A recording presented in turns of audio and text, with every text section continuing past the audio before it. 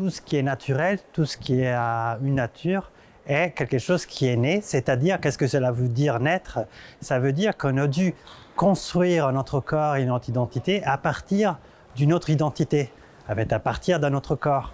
Chacun des corps vivants, chacun des corps naturels a dû bricoler sa propre forme à partir de la forme, par exemple, de ses parents. Donc, lorsque nous disons que nous sommes naturels, ça veut dire que chacun de nous a dû mélanger les ADN de son père et de sa mère et en faire quelque chose de nouveau. Donc, voilà, nature, c'est la naissance, c'est l'effet d'être au monde grâce à la naissance, c'est-à-dire grâce à ce processus de métamorphose perpétuelle.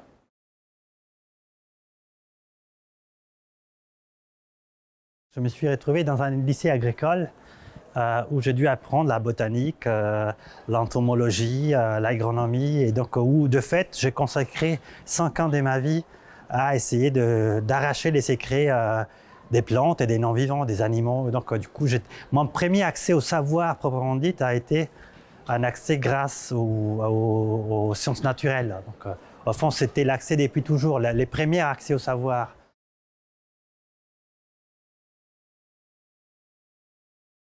D'une certaine manière, ce qui nous attend, c'est transformer radicalement les sciences sociales et faire des sciences sociales interspécifiques, c'est-à-dire intégrer dans les sociétés humaines tout ce qui est non-vivant, tout ce qui est végétal, tout ce qui est animal. Et je dis ça pas que d'un point de vue théorique. Au fond, les villes en Occident se sont toujours construites en opposition avec ce qu'on appelait la forêt, c'est-à-dire l'ensemble des êtres végétaux et animaux qui ne sont pas nous.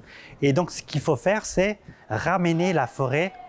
Forêt vient de foris, c'est-à-dire ce qui est à l'extérieur, ramener la forêt en ville. Donc, ce qu'il faut faire, c'est faire des sciences sociales, des sciences qui s'occupent des sociétés interspécifiques entre les humains et les non-humains.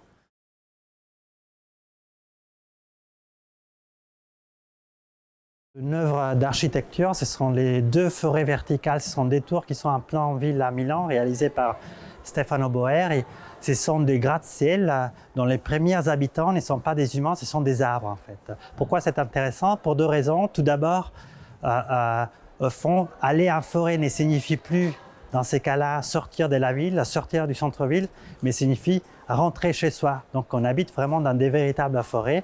Et en deuxième lieu, ce qui est intéressant, c'est que pour rapatrier la forêt en pleine ville, Boeri n'a pas voulu utiliser un imaginaire primitiviste.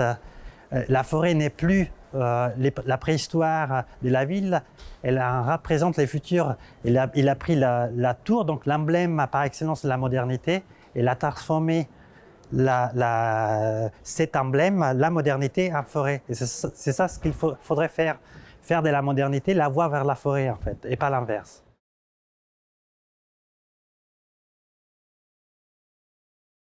Les festivals, depuis au moins 20 ans, c'est l'une des formes les plus efficaces, non pas pour transmettre de la connaissance, mais pour la produire différemment, en fait. Donc, je pense que toute institution de savoir devrait s'engager dans la production et dans la pratique de ces autres formes, de ces autres dispositifs de production de connaissances. Dans les festivals est pour l'instant l'une des formes qui permet le partage et la diffusion la plus efficace et la plus rapide possible en ville.